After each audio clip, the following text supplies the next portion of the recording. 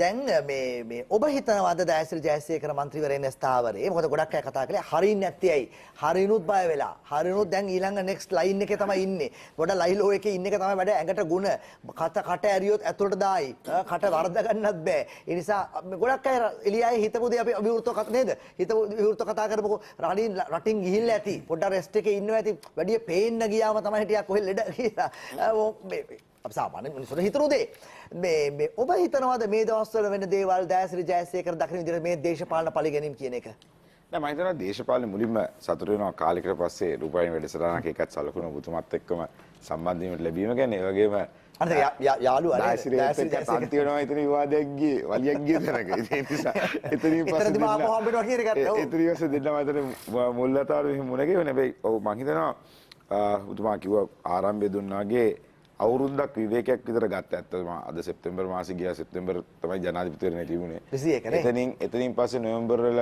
පාර්ලිමේන්තුව ඇතුළෙන් පස්සේ ඇත්තටම යට ගියේ පුද්ගලිකව දේශපාලන පිළිබඳ කලකිරීමක් ඒ කලකිරීමට මූලික හේතුව වුණේ අද සමහරට මට දරා ගන්න බෑ රනිල් වික්‍රමසිංහ මහත්මයා දවසල හිරේ දාපු වෙලාවේ අර hina laughing emoji දාපු මිනිසු ප්‍රමාණය දැක්කම සමහරලාට ඒ කියපු උසුළු විසුළු කතා දැක්කම මේ රටේ අවුරුදු දෙකමාරකට ඉස්සෙල්ලා ෆෝන් එකක් charge කරගෙන කරන් තිබ්බේ නැහැ කියලා ඒ ගහනුන්ට තේරෙන්නේවත් නැහැ. ඒ නිසා හරි දුකක් දැනුණා. ඒ මම හිතන්නේ කලකිරීමේ කාලයක් තිස්සේ ඉඳන් දෙපිට මට තවම එකක් මේ කියලා පටන් ගන්නවා. පළවෙනි දවසේ ආණ්ඩුව වැටලා ඉඳලා අපි අර බාරගත්ත වෙලාවේ කැබිනට්ුව තිබ්බ දවසේ පළවෙනි විනාඩි 45 කැබිනට්ුවේ දිරු ඇමතිවරු වචනයක් කතා කරන්න නැතුව එකාට එකා මූණ බලන් හිටියා තෙල් නැවට සල්ලි ගෙවන්නේ කොහොමද කියලා. එහෙව් තිබ්බ රටක්. අද මේ දාන සෙල්ලම් දාන සින්දු දාන සද්ද දාන ඔක්කොම මිනිසුන්ට අමතක වෙච්ච තැනක් තියෙනවා. ඉතින් ඔච්චර ඉක්මනට මිනිසුන්ට සියලු දේ අමතක කරන්න පුළුවන් නම් බොරුවෙන් මිනිසුන්ව රවට්ටලා මැතිවරණයේ ජයග්‍රහණය කරන්න පුළුවන් තරමට වැටෙනවා නම් ඒක මේ දේශපාලන කියන්නේ බොරුවක්. මම මේක බය නැතුව කියන දේශපාලන ඇතුළේ බොරුවක් තියෙනවා. ඒ බොරුව ඇතුළේ මිනිස්සු බොරු කියලා තමයි ජනාධිපතිතුරු වෙන්නේ, නායකයෝ වෙන්නේ, පොරොන්දු දෙන්නේ ඔක්කොම තියෙනවා. ඒ බොරුව ඇතුළේ සමහර දේවල් මිනිස්සු කරන්න හදනවා.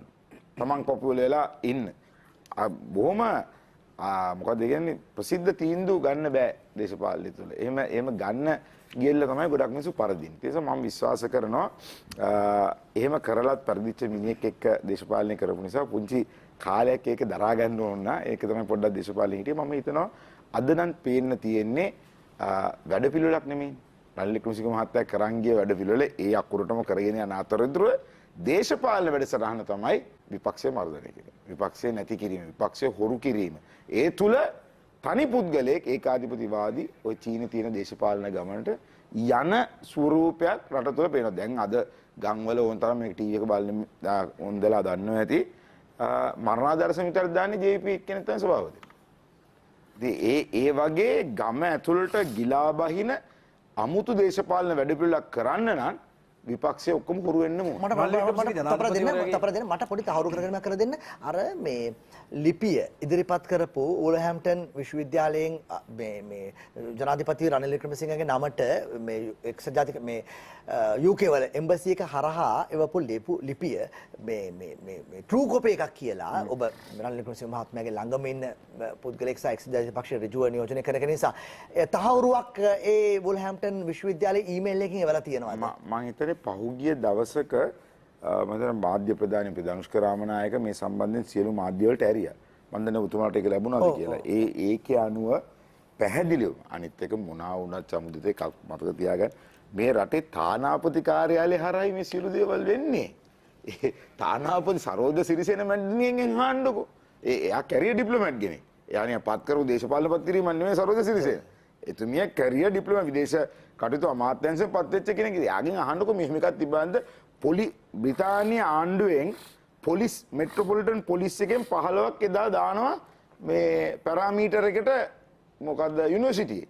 ඒතර PSO කෙනෙක් දෙනවා එංගලන්තයට බාපු වෙලාවෙ ඉඳන් ජනාධිපතිතුමත් එක්ක යන්න එංගලන්තේ PSO කෙනෙක් දෙනවා ඒ වාහනේ යන්න. ඒතර එංගලන්තේ රාජ්‍ය දැනගෙන නෙමෙයි. ඒතර මේ මිනිසුන්ට තේරෙන්නේ නැත්තේ state visit and official visit කියන්නේ මොනවද කියලා. ජනාධිපති කෙනෙක් යන ඕන තරක් ඔෆිෂියල් තමයි. ස්ටේට් විසිට් කියන්නේ අපේ අනුර කුමාර මහත්තයා ජනාධිපතිතුමා ගියේ ඉන්දියාවේ. ඒවා ස්ටේට් විසිට්ස්. ඒකේ තමයි ජනාධිපතිතුමා ඇවිල්ලා පිළි අරගෙන ඒ ගාඩ් ඔෆ් ඔනර් එක දීලා ඒවා ස්ටේට් විසිට්. හැබැයි ජනාධිපති කෙනෙක් යන්නේ ලංකාවේ සන්නාම නාමයත් එක්ක.